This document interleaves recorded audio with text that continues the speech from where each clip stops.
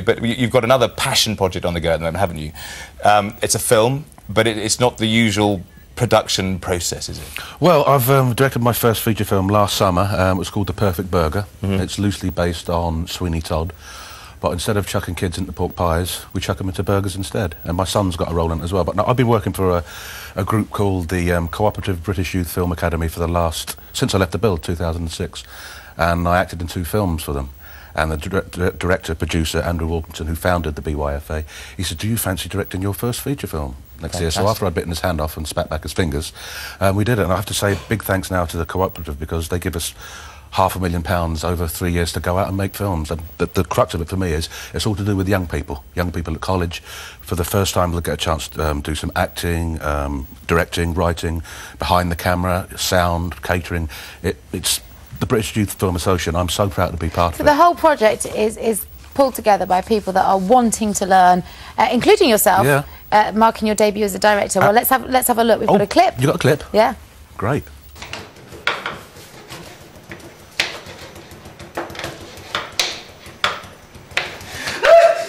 Elton, first aid kit now, please.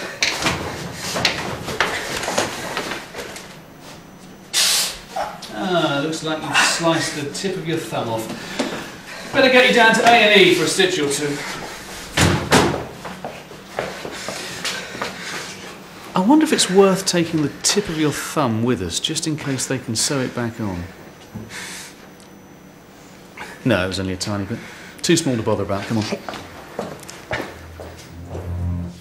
Wonderful stuff, and a completely new cast as well, never acted before. Yeah, never acted. They've acted in drama lessons and things like that, so it's the first time for them. You know how hard it is to get on in this industry, and the BYFA is unique in that it gives everyone from 14 to postgraduate age to do all this stuff, and bring in professional actors and professional filmmakers. And if I had a touch paper of a firework, the enthusiasm that they had last year, they'd blow the earth to smithereens. Absolutely. I'm very proud to be part of it. So thanks to the Co-op and thanks to the BYFA for giving me my first opportunity to... Because you've done a bit of directing, haven't you? Yeah, I've directed for the BBC. I've directed some Doctors, I think about 6 or 7 episodes for that. So I've got the bug. So... well, because your old screen sister, Susan Tully, is now... who played Shell. Yeah, love Shell.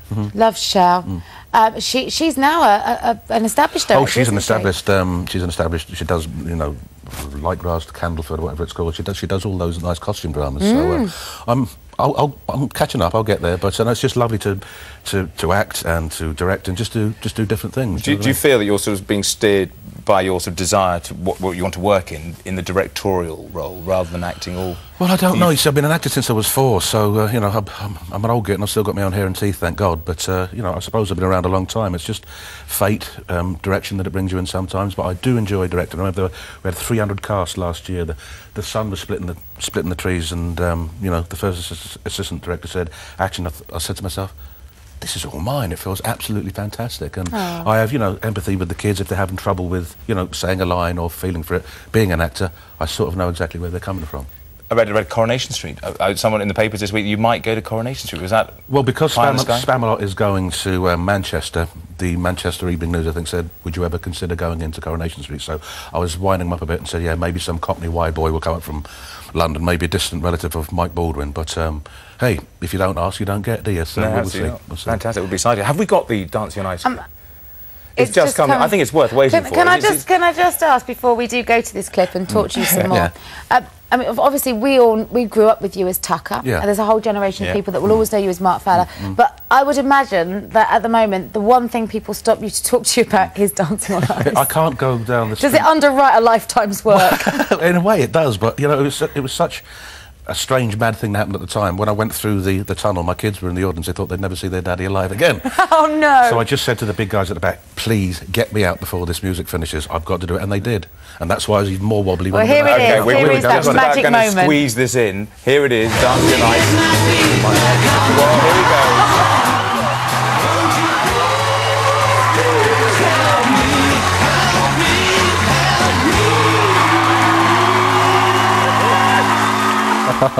go. God almighty. The jacket was bad enough, but that, I honestly, it's one of those things you never tire of seeing. Thank you very much for that. I'm very happy that we've seen Good luck with the movie. Thank you very much. Good luck with Spamalot. Thank you. And thank you so much for finding the time to come and talk to us today. My pleasure. Thanks, Todd. Lovely to see you. We've got Best Bits on the Box coming up with Sam and Mark, and we've got all sorts of other things as well, including Gizzy Erskine's barbecue tips. I'm amazingly salivating about that. Learning how to marinade, that's what we're going to be doing straight after this break.